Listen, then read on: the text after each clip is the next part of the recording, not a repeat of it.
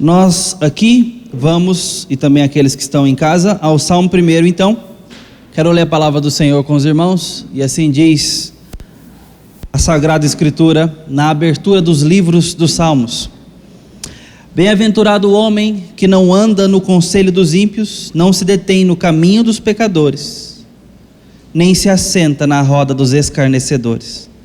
Antes o seu prazer está na lei do Senhor, e na sua lei medita de dia e de noite. Ele é como árvore plantada junto a correntes de águas, que no devido tempo dá o seu fruto, e cuja folhagem não murcha. E tudo quanto ele faz será bem sucedido. Os ímpios não são assim, são porém como a palha que o vento dispersa. Por isso, os perversos não prevalecerão no juízo, nem os pecadores na congregação dos justos. Pois o Senhor conhece o caminho dos justos, mas o caminho dos ímpios perecerá. Essa é a palavra do Senhor. Amém. Irmãos, os salmos têm uma linguagem poética e foram escritos de fato para serem cantados. São hinos, são salmos.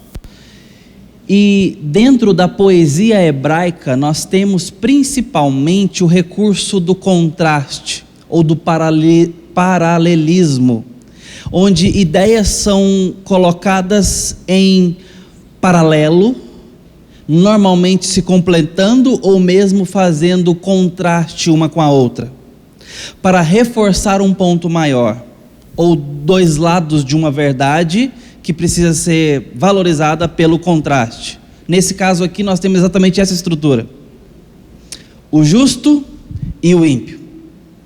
Mas o foco dos salmos não é necessariamente falar sobre nós em primeiro plano, mas, como o restante da Escritura, nos revelar Deus. E revelando Deus, nos mostra sobre nossas vidas, nossa adoração, nosso pecado, o perdão disponível, a glória, até sobre a eternidade, sobre a vida histórica do homem mau, do homem justo. Então os salmos, eles são ricos na sua diversidade de proposta, mas elas todas se afunilam ao nos mostrar algo acerca do nosso Senhor.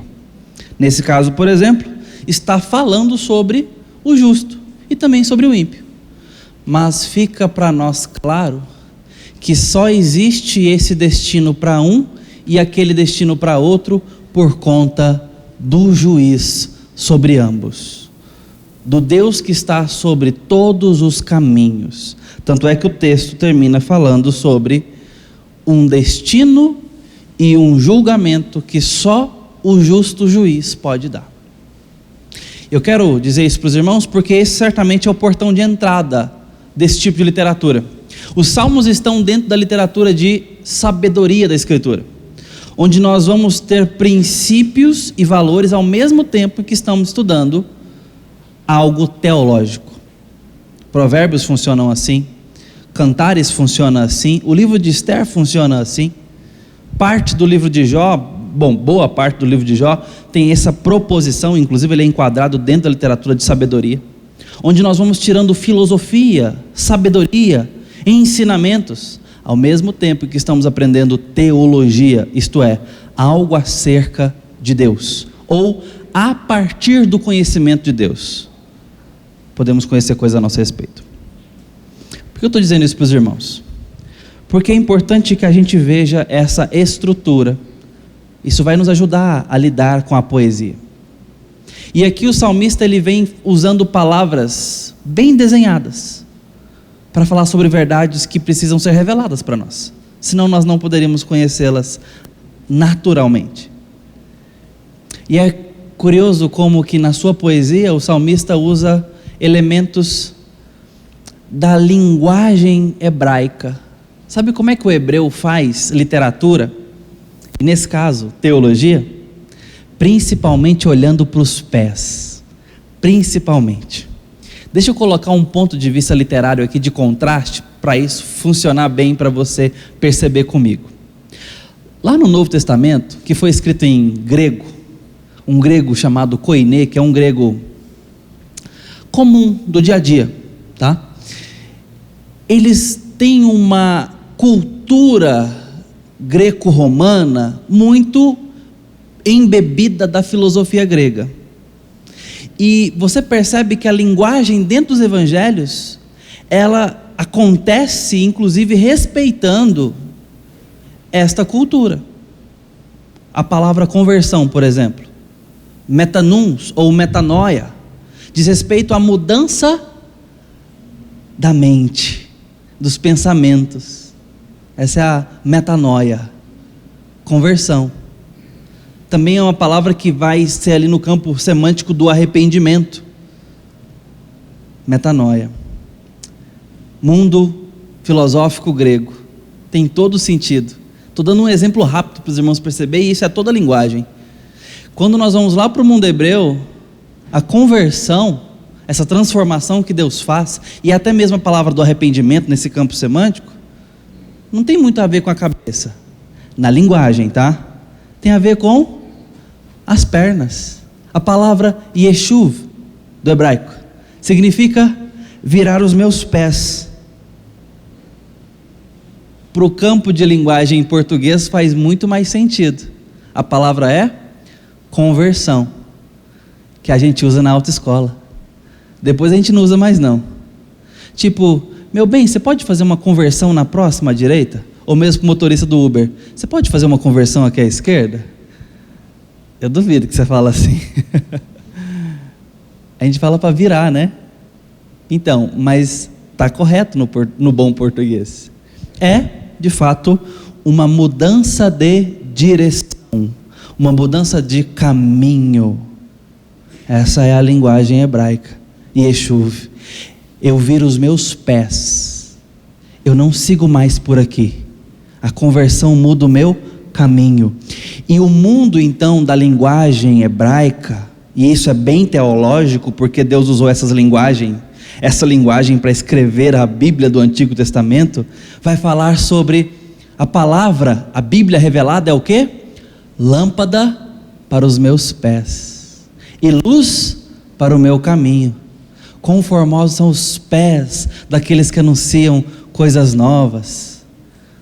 E aí você vai vendo toda uma linguagem voltada para os pés. Ensina a criança no caminho, instrui a criança no caminho que deve andar.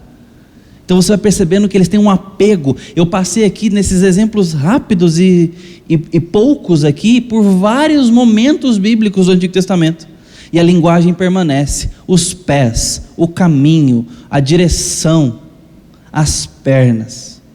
Eles usam essa linguagem para falar sobre as coisas mais importantes do coração. Quando nós vamos para o mundo do Novo Testamento, a cultura é radicalmente diferente. E tudo que a gente fala aí já até combina mais com o nosso mundo contemporâneo ocidental, tem a ver mais com a ideia, o pensamento.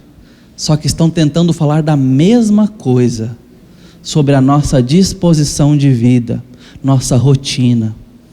A gente fala assim hoje. Que pensamento é esse, meu filho? O que você está pensando a respeito disso? Qual que é a sua ideia sobre? O que você entende por? Isso é o caminho. Tem a ver com seus pés, suas pernas, para onde estão apontando. Só que a nossa linguagem cultural tem mais a ver com algo mais intelectual. Aqui nós estamos no mundo hebreu, numa linguagem hebraica. Então é importante que a gente entenda que quando falar aqui dos pés e do caminho e das coisas que se relacionam a isso, está falando sobre a disposição de vida, a rotina, as decisões, as escolhas. E agora eu convido você a voltar às palavras do texto. O salmista vem dizendo aqui nesse portão de entrada para a sabedoria dos salmos, que existem duas possibilidades para se crer e andar na vida, e não há uma terceira. E isso já é por demais radical. Como nós gostaríamos de ter uma terceira via para ficarmos numa zona neutra, mas não tem neutros diante de Deus. Ou você está com Ele, ou você está contra Ele. Fim de papo. Se você está considerando uma terceira possibilidade, Essa terceira possibilidade é contra Jesus Cristo de Nazaré. Não são palavras minhas, são do próprio Jesus. Aquele que comigo não ajunta, espalha. Aqueles que não são meus amigos são meus inimigos. Aqueles que não estão arrolados no livro estão fora do livro da vida. E é Jesus quem pode mudar uma circunstância para outra. Mas não existe um caminho do meio. Não existe. E é importante que a gente seja lembrado disso, porque cada vez mais, culturalmente falando, filosófica e politicamente falando, nós vamos caminhar para uma aproximação politicamente correta, cada vez mais, onde falar em condenação, juízo e inferno será errado. Já não se fala mais sobre essas coisas, porque isso é agressivo demais, isso é juízo demais, para um mundo tão politicamente correto quanto o que estamos vivendo hoje. Mas só está começando.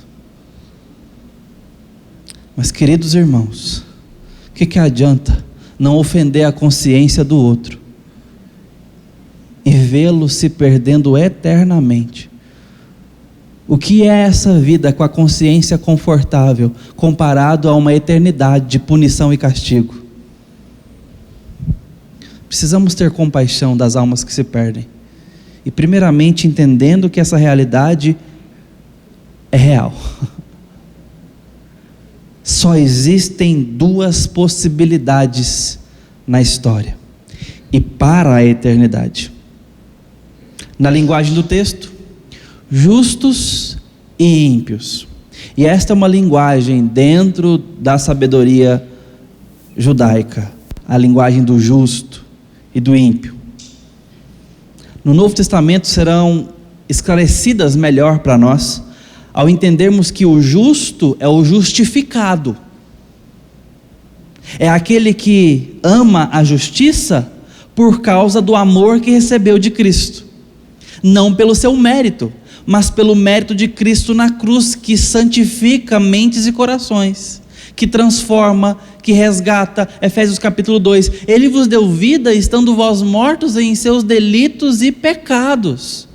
Esse é o justo, aquele a quem o Cristo justifica, torna justo, pagando o preço no tribunal de Deus. Por isso que a palavra é correta. É justo não porque cumpriu tudo o que tinha que cumprir, está aqui sua estrelinha. Não funciona assim. No meu histórico está escrito condenado, mas no pagamento de Cristo está escrito por cima, perdoado, tornado justo por outro que de fato foi justo desde o começo. Há um pagamento, é de graça para um, não para todos. É de graça para quem recebe, mas alguém pagou, e esse alguém é Cristo Jesus. Por isso, alguns podem ser justificados. Por isso, algumas pessoas podem ser justificadas. Porque Cristo é quem é e fez o que fez. Morreu para pagar o preço. Há uma possibilidade de sair da morte para a vida.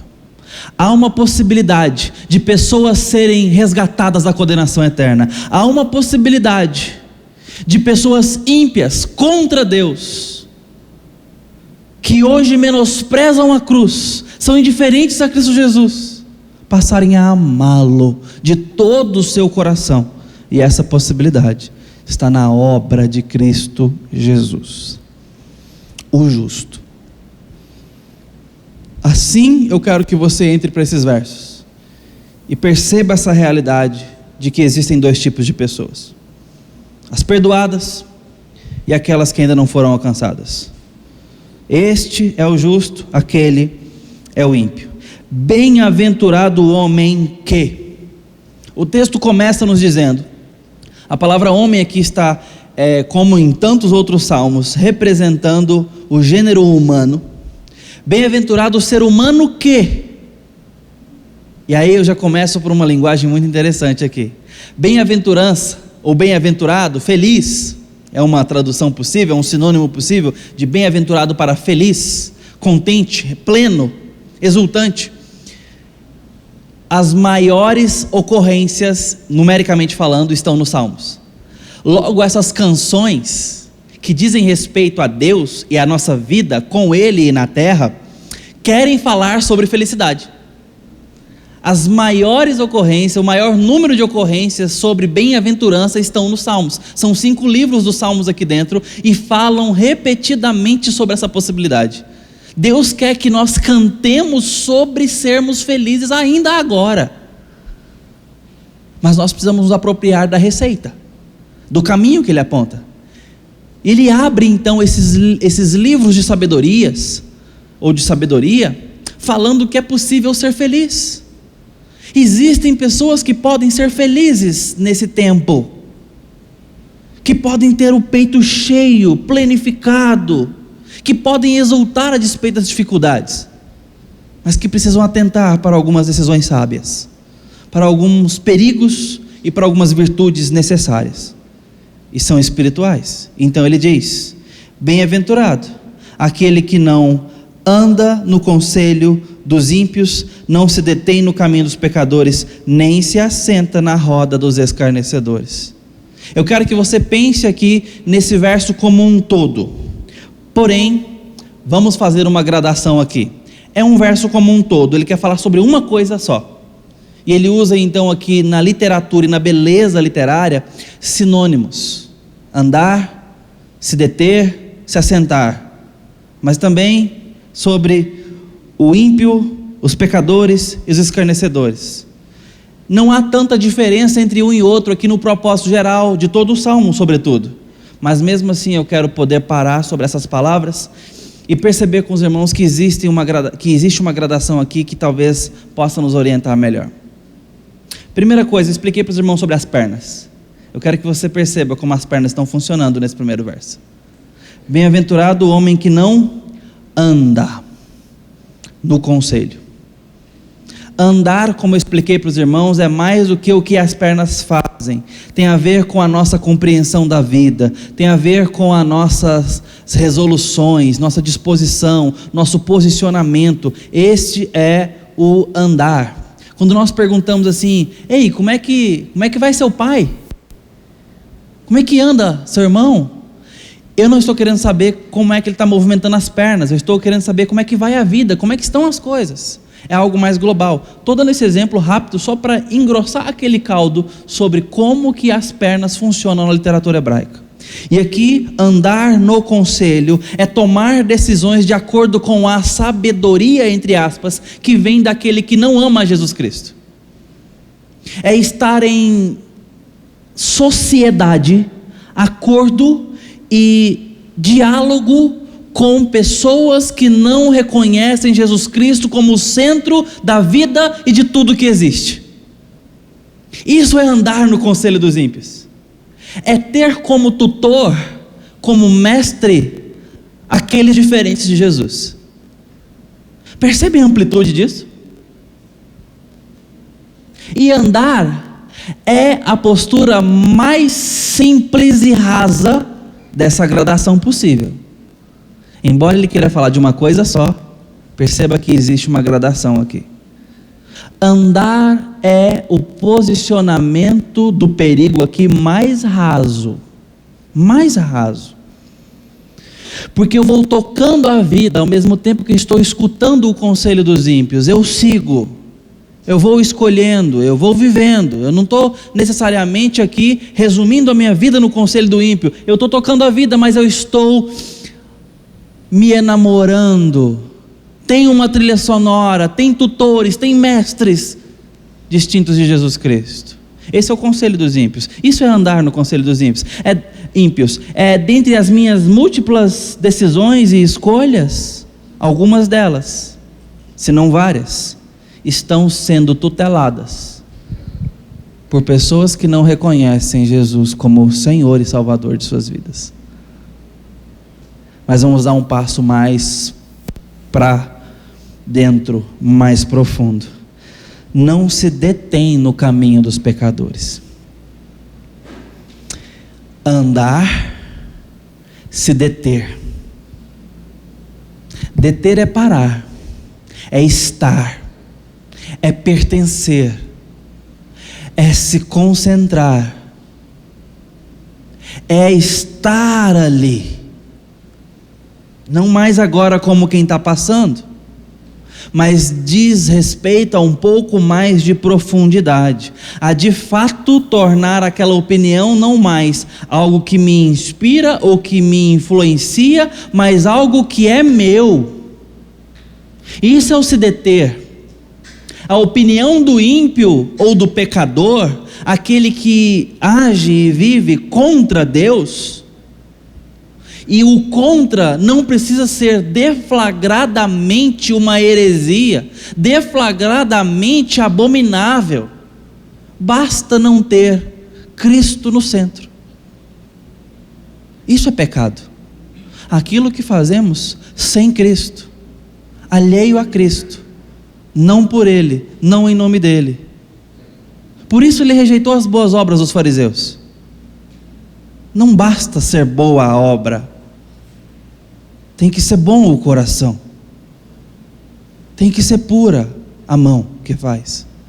Isso nós só alcançamos em um relacionamento direto com Jesus. Não dá para maquiar a verdade, não dá para falsificar o que é bom. Tem que vir do bom, do alto. Há uma diferença muito grande entre o que fazemos com Cristo e o que fazemos sem Cristo. E só podemos fazer com Cristo se tivermos um relacionamento pessoal com Ele. Não se detém no caminho dos pecadores. Caminho, aqui está aquela palavra preciosa. O caminho é a disposição de vida, é o rumo que se toma, são as decisões consolidadas, é o estilo, é a forma, é a preferência colocada em prática. Esse é o caminho. Nós usamos a palavra via para falar sobre ruas, e no francês é curioso que é exatamente a mesma palavra para falar sobre vida, e eles têm uma negociação semântica entre via e vida. E via é caminho, e via é a forma que tocamos a vida. Bem-aventurado aquele que não se detém no caminho, no estilo de vida dos pecadores. Pastor, mas eu também sou pecador. É por isso que eu estava tentando te explicar sobre a diferença. Até pecar tem diferença se pecamos com Cristo no coração ou sem. O resultado é morte do mesmo jeito. Mas nós temos o Espírito Santo nos convencendo de que aquilo é mal, de que aquilo é pecado, de que o que é bom, do que o que é mal, porque o Espírito Santo nos convence da verdade e do juízo. E crente que é crente não se acostuma com o mal. O pecado tem um gosto amargo na nossa garganta, a menos que estejamos tão elameados, mesmo com Cristo, que a nossa sensibilidade já está fraca, que precisamos de um choque, para que voltemos a perceber que o mal é mal. Vocês se lembram de Davi, quando ele pecou com Batseba? Era um pecado de ordem sexual, grande, mas também que envolveu ali, meio que planejar o assassinato do marido. Um abismo puxou outro abismo, então foi uma rede, né, de pecados. O fato é que aquele homem teve o coração esmagado pelo pecado, mas emudecido. Precisou de Natã, o profeta, vir confrontá-lo, para dar-lhe um choque no coração. Fala: Davi, você é o cara da minha história que eu acabei de contar para você, que colocou a única ovelha de alguém para a morte, tomou. Você é o cara da minha historinha aqui. E Davi então tem ali, pela graça e pelo juízo de Deus, um choque de realidade, de sensibilidade, E depois ele escreve o Salmo de número 51, da ocasião em que foi confrontado pelo profeta Natã.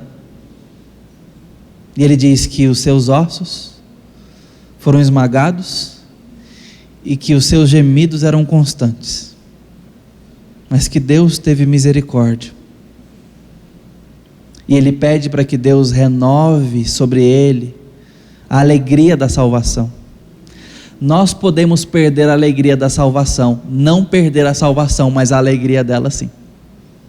Por quê? Por causa do pecado calado no coração. Os filhos de Deus não podem se acostumar com o pecado.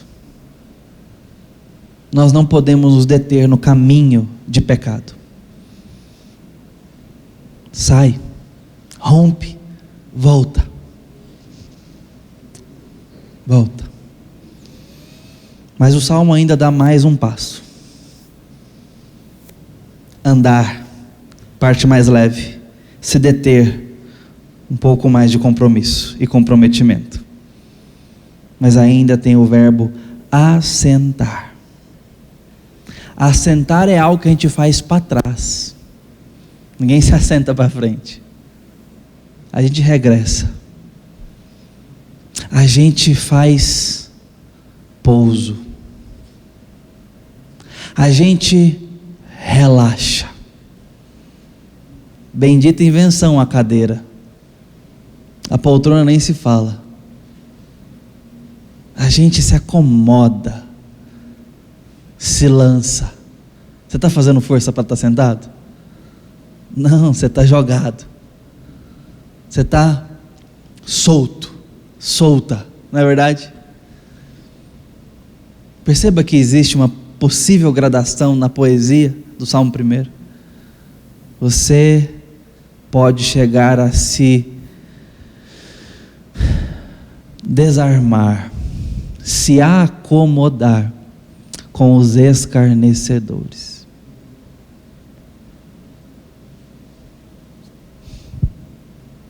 A parte do se assentar é muito óbvio, não vou me gastar nela não. É você de fato estar desarmado, tranquilo, solto.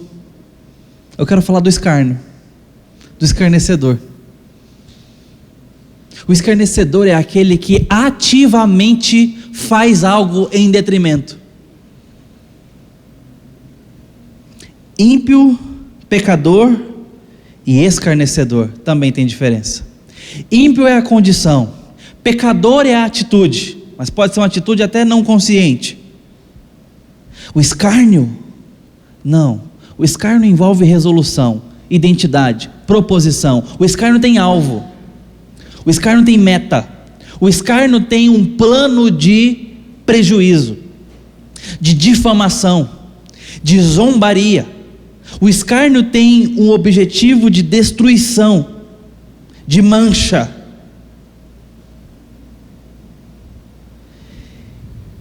E pessoas nascidas de novo em Cristo Jesus podem estar tão associadas na vida sem uma mente cativa da palavra e da obediência de Cristo, que podem estar fazendo parte no convívio, no pertencimento, na identificação, que não tem alertas, não se protegem, não se incomodam, estão completamente à vontade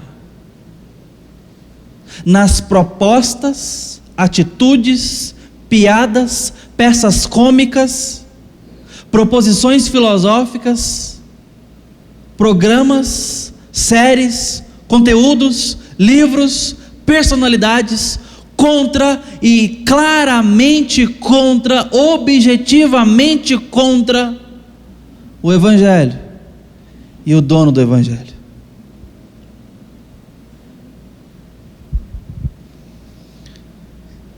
Se o escárnio a Jesus Cristo e a vida do crente não te incomoda, talvez você esteja assentado na roda dos escarnecedores. E além dos problemas óbvios, nós temos o problema de que nós começamos falando sobre felicidade. Felicidade para quem não se associa com tudo isso que estamos conversando. Logo, é um caminho contrário à bem-aventurança. Você está se destruindo ao se associar com as propostas contra o Evangelho. Mas então o verso 2 nos diz um caminho completamente diferente. Pelo contrário, antes, encontra deleite na palavra de Deus, prazer. Onde está o seu deleite? Qual foi a última vez que a Bíblia lhe inspirou alegria, prazer? É possível ter prazer na lei do Senhor. É possível que isso aqui preencha o seu coração. Pastor, mas nem de lei eu gosto. Vamos com calma então. Vamos com calma. Há recursos. O fato é que eu preciso me alegrar com a revelação de Deus, porque é aqui que eu ouço, que eu descubro, que eu vou conhecendo. Eu preciso ter alegria nisso, porque eu sou a ovelha desse pastor, e este é o pasto verdejante. Eu estou andando no escuro, essa é a lâmpada. Mas para que isso seja motivo de prazer no seu coração, você tem que amar o que fala. Eu estava conversando com alguém muito próximo a mim, que chegou no emprego novo recentemente, e falou assim: é frustrante. Eu vim de uma empresa bem maior, e assim que me deram a primeira responsabilidade, que eu dei as ideias que eram bem mais interessantes ali para o processo, rejeitaram todas sem nem ouvir. E eu pude falar para essa pessoa: deixa eles gostarem de você primeiro, para depois gostar do que você fala. É mais ou menos assim. Porque se não gostam da gente, se ainda não aprenderam a amar a gente, o que a gente fala são apenas palavras. E nesse caso pode vir como: olha, o que vocês estão fazendo está tudo errado, deixa eu te mostrar como é que faz. Mas quando a gente gosta da pessoa, quando a gente confia na pessoa, quando a gente admira a pessoa, mesmo se ela falar algo contrário ao que a gente acredita, será ouvido de forma diferente. É mais fácil ser confrontado por quem nos ama e por quem amamos, não é verdade? Se nós não amarmos o Senhor Jesus, dificilmente vamos nos deleitar no que Ele fala. Se não amarmos a Deus, não amaremos a Sua palavra. As minhas ovelhas ouvem a minha voz e me reconhecem. Ovelha de Jesus tem que ouvir a voz dEle e levar todo o pensamento cativo à obediência de Cristo. Antes tem o seu prazer na lei do Senhor e recorre, medita nela, recorre a ela dia e noite. Ela é a instrução da sua vida, é a lâmpada que clareia o seu caminho. Seus filhos têm visto você com a palavra, e não é com a palavra debaixo do braço, uma vez na semana não, é com a palavra sendo influente na sua vida, como parte do processo de decisão, como algo que você recorre para onde você vai, para onde você aprende. Seus filhos têm visto isso na sua vida, ao sair palavras da sua boca, na instrução, na repreensão, no cuidado, no amor, no trato com o cônjuge, dos negócios. Eles têm visto e podido testemunhar que a Bíblia faz parte dos processos da sua história. Seu marido tem visto a Bíblia dirigir os seus passos, a forma como ele te trata, o que sai da boca dele tem a Bíblia como tutora.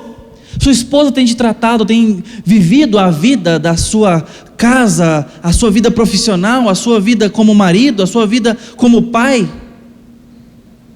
Tem sido, você tem percebido, influenciada pela palavra? Seu casamento está temperado, conduzido pela palavra? Sua vida profissional, suas escolhas, sua forma de lidar com o dinheiro, tem a palavra como chão? Isto é ter o prazer na lei do Senhor.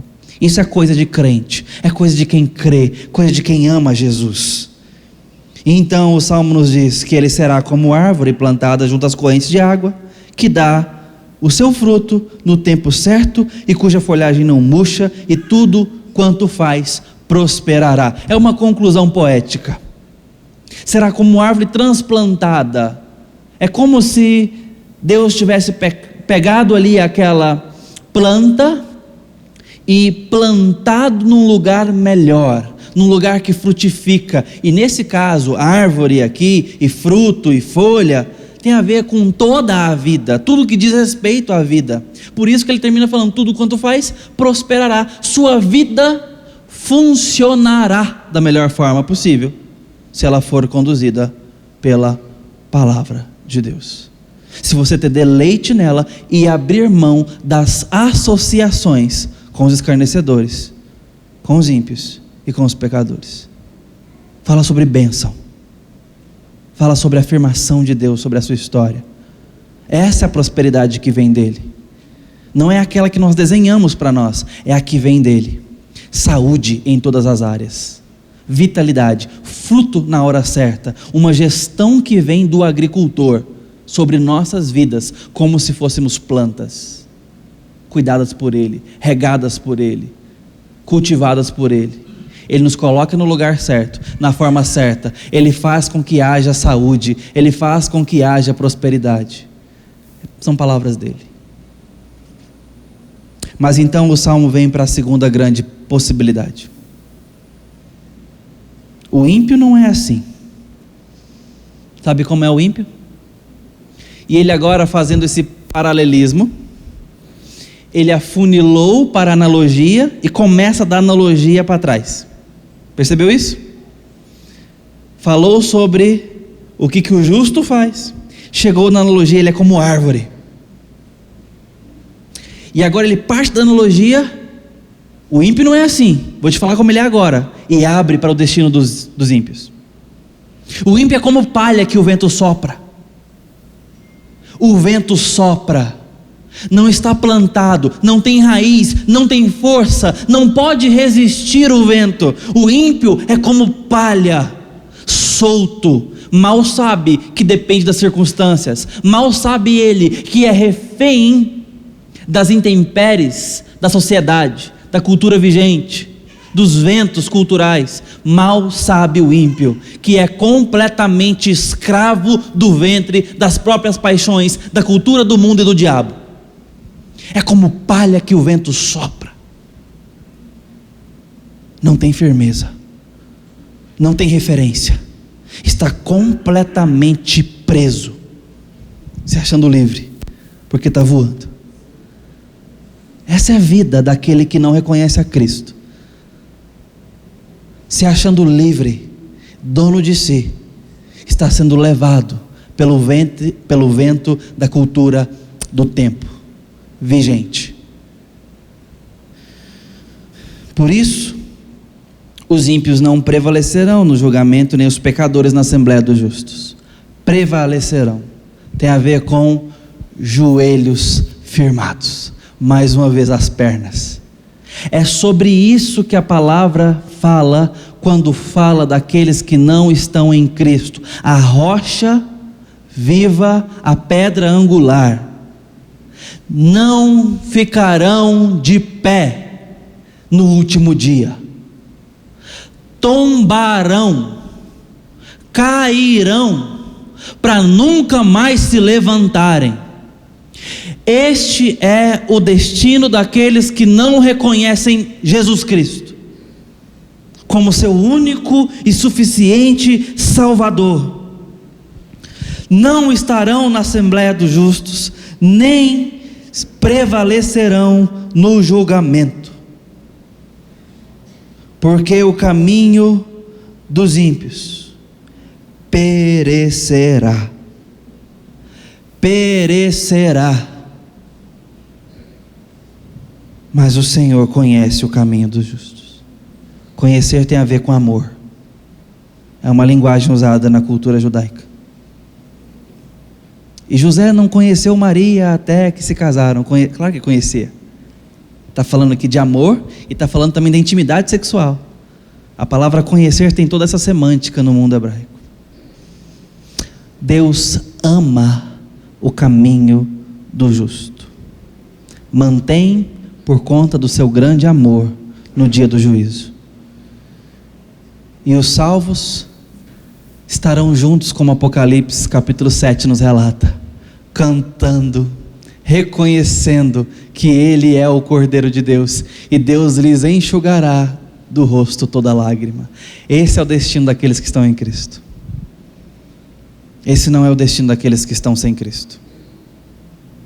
Não prevalecerão, não ficarão de pé, não celebrarão.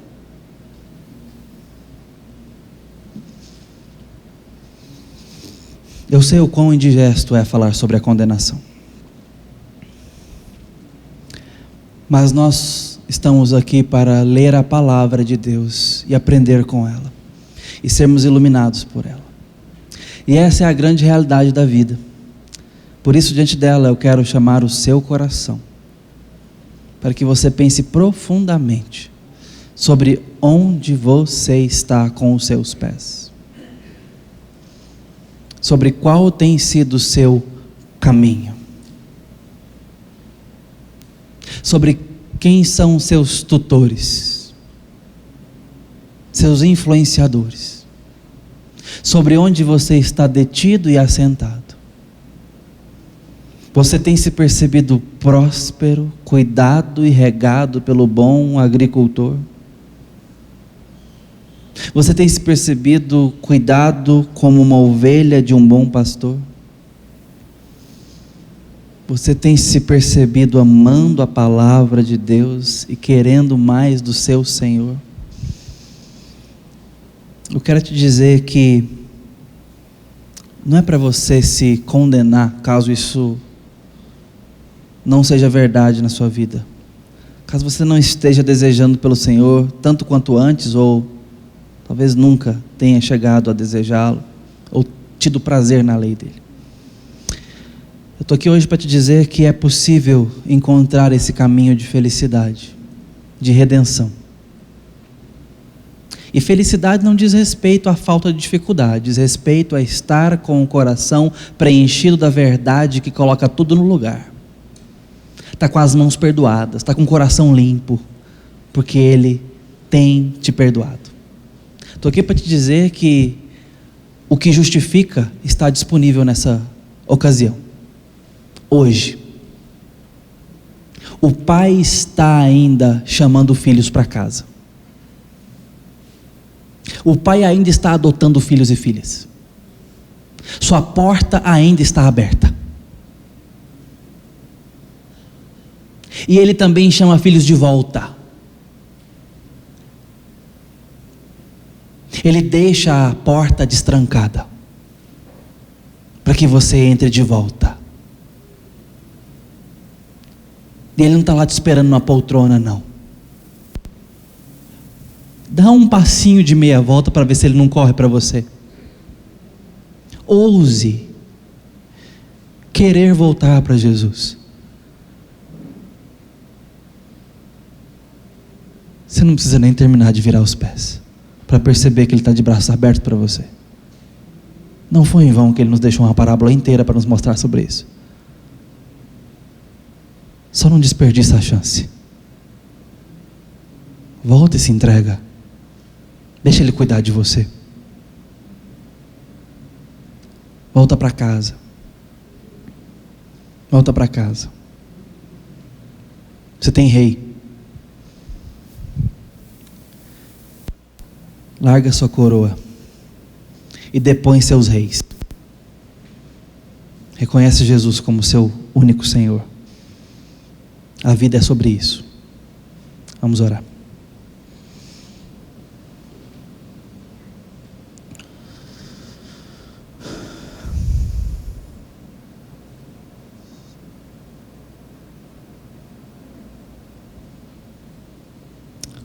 Ó Deus maravilhoso, Senhor poderoso,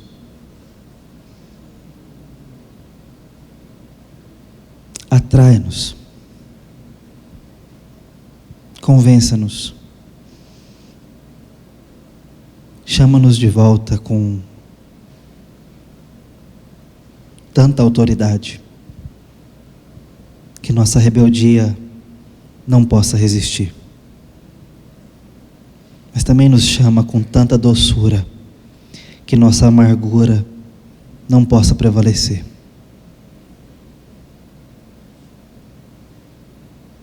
Nos dá a maior verdade da vida, se for o caso, de novo, que o Senhor é o Rei Supremo e que além de Ti não há outro, que a nossa alma só descansará quando repousar em Ti. Dá-nos alegria e deleite no Senhor, que é o caminho, a verdade e a vida. Perdoa nossa associação com a impiedade, com o pecado e com o escárnio. Salva-nos, sara-nos, limpa-nos, para a Tua glória, para nossa alegria, hoje e sempre. Amém. Convido você a ficar de pé, nós vamos receber a bênção do Senhor.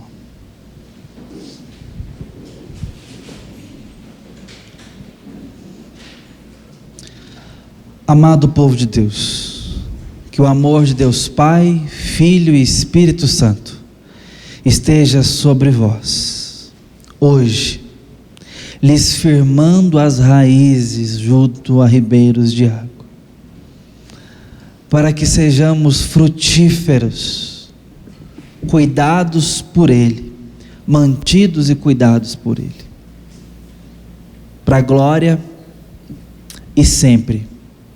Amém. Que Deus abençoe a amada igreja. Se assente e cante conosco o próximo cântico.